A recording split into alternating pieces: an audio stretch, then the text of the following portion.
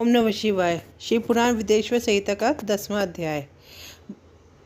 परण एवं 50वां मंत्र की महत्ता। ब्रह्मा और विष्णु ने पूछा, प्रभु सृष्टि आदि पंच किंतु के लक्षण क्या है, यह हम दोनों को बताइए। भगवान शिव बोले, मेरे कर्तव्यों को समझना अत्यंत गहन है, तथापि मैं कृपा पूर्वक तुम्हें बता रहा हूँ। सृष्टि, पालन, संहार, तिरोभाव और अनुग्रह मेरे जगत संबंधी 5 कार्य है जो नित्य सिद्ध है।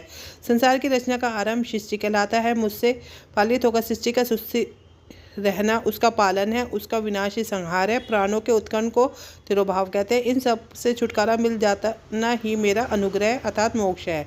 यह मेरे 5 कृत्य हैं। सृष्टि आदि 4 कृत्य संसार की विस्तार करने वाले हैं। 5वां कृत्य मोक्ष का है। मेरे भक्तजन इन 5 कार्यों को 5 भूतों में देखते हैं। सृष्टि धरती पर, स्थिति जल में, संहार अग्नि में, तिरोभाव वायु में, अनुग्रह आकाश में स्थित है। पृथ्वी से सबकी दृष्टि होती है, सृष्टि होती है। जल से वृद्धि होती है। आग सबको जला देती है। वायु एक स्थान से दूसरे स्थान पर ले जाती है और आकाश सबको अनुग्रहित करता है। इन 5 कृत्यों का भार वहन करने के लिए मेरे 5 मुख है।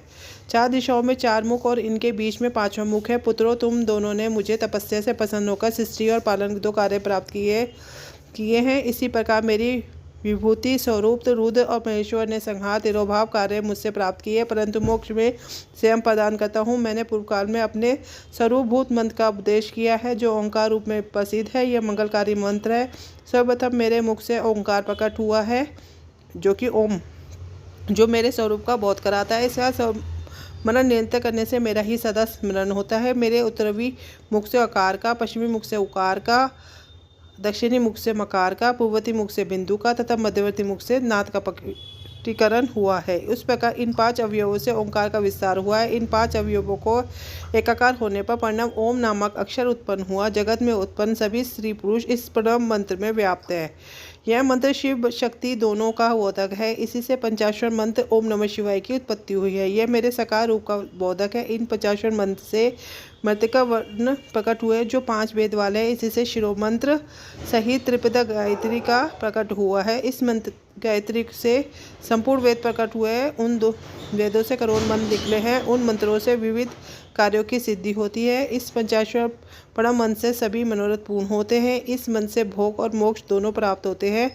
नंदीश्वर कहते हैं, जगदम्बा उमा गौरी पार्वती के साथ बैठे महादेव ने उत्तर पूर्वती मुख बैठे ब्रह्मा और विष्णु को पारदा करने वाले वस्त्र से आच्छादित कर उनके मस्तक पर अपना हाथ रखकर धीरे धीरे उच्चारण कर उन्हें तब मंत्र का उपदेश दिया। 3 बार मंत्र का उच्चारण करके भगवान शिव ने उन्हें शिष्यों के रूप में दीक्षा दी। गुरु दक्षिणा के रूप में दोनों ने अपने को समर्पित करते हुए दोनों हाथ जोड़कर उनके समीप खड़े हो जगत गुरु भगवान शिव की इस प्रकार स्तुति करने लगे। भगवान विष्णु बोले, प्रभु आपके साकार और निराकार 2 रूप, आप तेज से प्रकाशित है, आप सबके स्वामी हैं, आप सर्वात्मा को नमस्कार है, आप पटना मंत्र को बताने वाले हैं और आप ही पटना लिंग वाले हैं। सृष्टि, पालन, संहार, तिरोभाव, अनुग्रह आदि आपके कार्य है।